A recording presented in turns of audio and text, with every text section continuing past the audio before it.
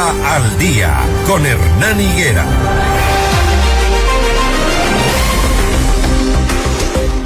Damos la bienvenida a Paul Ocaña, presidente del Colegio de Abogados de Pichincha. Vamos a hablar de la Ley de Solidaridad Nacional.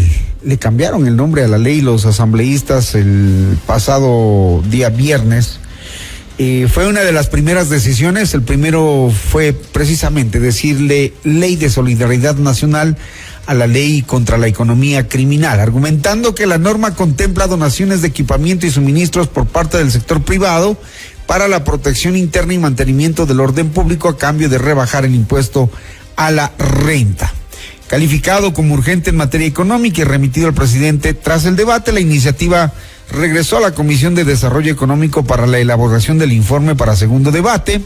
Sin embargo, los expertos advierten de posibles inconstitucionalidades en esta ley para desarticular la economía criminal. Y precisamente nuestro invitado, el doctor Paul Ocaña, ha hecho algunas observaciones al tema, a los temas aprobados. Doctor Ocaña, buenos días. ¿Cómo está usted?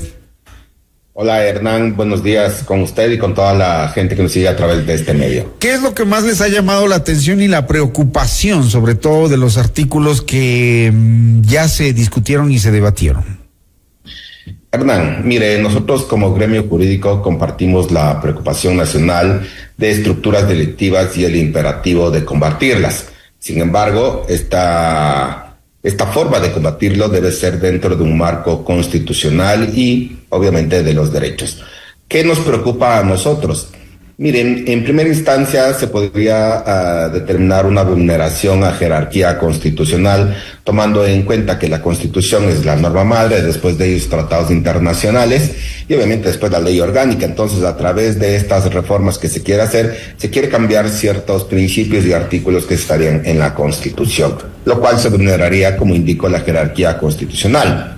Pero más allá de ello, el artículo 140 de la Constitución nos habla sobre los proyectos urgentes económicos. En este caso debe reunir necesariamente lo que determina los requisitos para que puedan tener validez. Y esto está recogido en la sentencia 123 UE/23 y en la 223 UE/23, donde se determinan estos requisitos, lo cual obviamente este proyecto no considera o no está dentro de ese marco, toda vez que incluso se habla mucho sobre seguridad y orden público. Esto que estaría pasando, que de una u otra manera se estaría afectando la forma de presentarlo, es decir, habría una desnaturalización. En otro sentido, Hernán, mire, a través de esto el presidente quisiera o se estaría pretendiendo que con un decreto ejecutivo se pueda determinar el conflicto armado interno. ¿Esto qué implica? ¿Cuáles son las consecuencias? Que se introduciría una figura autónoma distinta al estado de emergencia. Entonces, eso implicaría que dicho decreto vaya sin control constitucional, lo cual violenta el artículo 166 de la Constitución y obviamente la vulneración del principio de separación de poderes que está en el 168 de la misma norma. Este proyecto, y con esta parte finalizada, este proyecto estaría vulnerando varios derechos constitucionales, legalidad, seguridad jurídica, debido proceso, separación de poderes, la presunción de inocencia y la provisión de confiscación, Hernán. O sea, en torno a la pretendida desarticulación a las economías criminales, ¿qué va en esa ley? Debería primero tratarse por vía ordinaria, donde se está hablando sobre temas de seguridad, ¿no es cierto?, y de orden social. Entonces, esta debería ir por el camino regular, es decir, entrar a la asamblea, que exista el debate y de allí se determine si es que pasa o no pasa o las reformas que se debe hacer. Lo que se intenta hacer con este proyecto de ley urgente económica es que pase en forma directa sin que exista este control constitucional. Y eso obviamente generaría demandas de inconstitucionalidad a futuro. Entonces, lo que nosotros hemos hecho como Colegio de Abogados de Pichincha es hacer estas observaciones, los hemos enviado enviado vía correo a todos los asambleístas, así como al presidente de la asamblea, para que puedan mirar, puedan observar y puedan tomar en cuenta o tener en cuenta cuáles son las sugerencias para evitar que después existan estas demandas a las que he hecho relación. Ahora, es una ley que ya ha sido, digamos, mutilada, ¿no? De 32 artículos ha quedado en 14.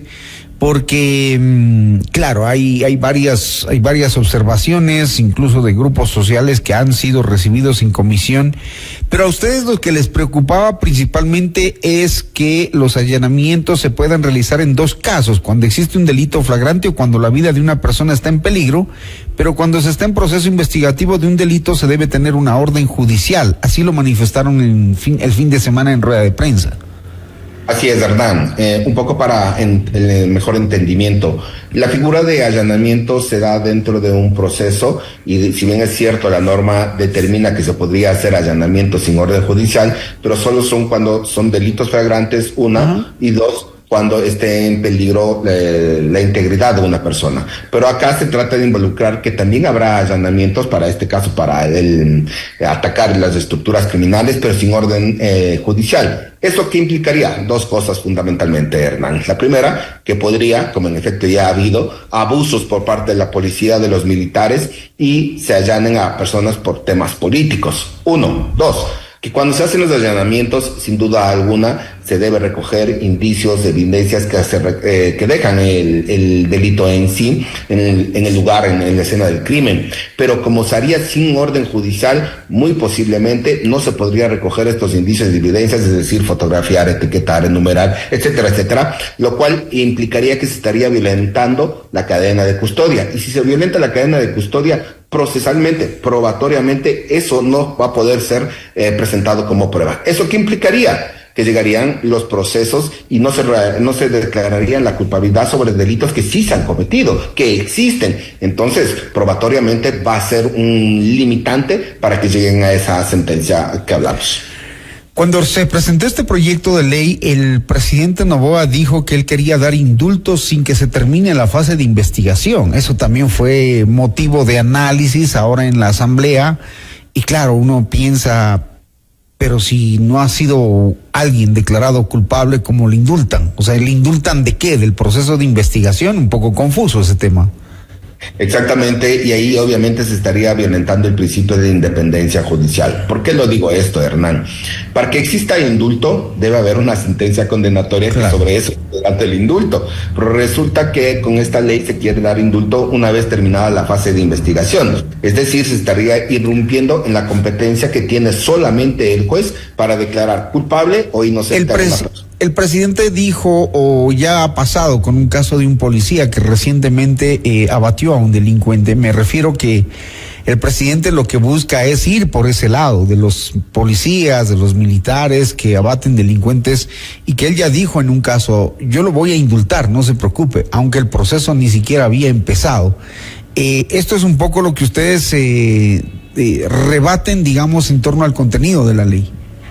Sí, lo que pasa es que debe darse un proceso, por eso se conoce el principio constitucional y que incluso es universal del debido proceso. Y para que exista el debido proceso deben ir con todas las fases para poder determinar. Si bien es cierto y cabe el indulto por parte del presidente, pero no es menos cierto que eso solo se debe dar cuando se tenga ya una sentencia de culpabilidad debidamente ejecutoriada. Solo allí cabría el indulto, antes no. Uh-huh. Que esta ley quede reducida a la mitad, ¿no sería mejor retirarla? A mi consideración, sí, pensaría que se debería pedir el criterio de expertos, llámese de la Fiscalía General del Estado, la Corte Nacional de Justicia, Defensoría del Pueblo, los gremios profesionales, y no solo me refiero al de abogados, sino incluso a otros gremios que podrían hacer grandes aportes para que con ello esta ley que se trata de, o se intenta presentar ya en nuestro estado, pueda ser factible y sea constitucional. O sea, ¿cuál es el peor problema que podemos tener acá y que ya ha pasado en algunas normas? Es que se presenten estos proyectos de ley, sean aprobados y después hay demandas de inconstitucionalidad que más bien nos devuelve hacia atrás nuevamente. Hay otros temas polémicos, puntuales, en cuanto, por ejemplo, a los bienes de los grupos criminales. La comisión de la Asamblea dice que la autorización a las fuerzas del orden de declarar objetivos militares a muebles e inmuebles que estén relacionados con las actividades ilícitas, declarar los objetivos militares. ¿Qué les parece eso? Mire, también es inconstitucional. De hecho, eso afecta el artículo 323 de la Constitución, donde no existe la prohibición de decomisos. A pesar de ello, se estaría permitiendo a través de ello que se hagan estos decomisos previo a una sentencia condenatoria. La pregunta allí es, ¿qué pasa si una persona que se le han decomisado los bienes resulta ser inocente, sobreseído, ratificado su estado de inocencia? Ya no hay cómo devolverle porque ya está en poder del Estado, incluso ya han vendido, y eso causaría un grave perjuicio para estas personas, más allá que después la Corte Interamericana de Derechos Humanos puedan ordenar indemnizaciones, y a quien le toca recurrir o quien le toca pagar ello es a nosotros los ecuatorianos que estamos dentro de este Estado. Por otra parte, Hernán, y también me parece muy importante abordar este tema, es sobre la prisión preventiva. La prisión preventiva que se lo intenta presentar acá es como una generalidad. La generalidad va en contravía de lo que está en la norma constitucional, de lo que está en el Código Orgánico Integral Penal, de lo que está en tratados internacionales. ¿Por qué? Porque la prisión preventiva es de última ratio, es decir, va a ser el efecto más potente que se le pueda dar o más fuerte que se pueda dar, porque primero existen otras medidas que podrían determinar, uno, que las partes estén en el proceso, es decir, el principio de inmediación y que comparezca a juicio. Entonces, si es que no tiene los estándares establecidos por la Corte Interamericana de Derechos Humanos, legalidad, proporcionalidad, racionalidad y necesidad, no se puede ordenar la prisión preventiva. Uh-huh. Muy bien, ahí están los temas de la polémica ley y a la que le cambiaron incluso el nombre. Ahora se llama Ley de Solidaridad Nacional, que llegó a primer debate con la mitad del contenido propuesto en la ley de economías criminales. Gracias al doctor Paulo Caña, presidente del Colegio de Abogados de Pichincha, por su análisis, por sus inquietudes, por mostrarnos qué cosas podrían pasar y qué cosas no. Muchísimas gracias, doctor. Gracias, Hernán. Un buen inicio de semana. Un buen inicio de semana. 6:57 minutos.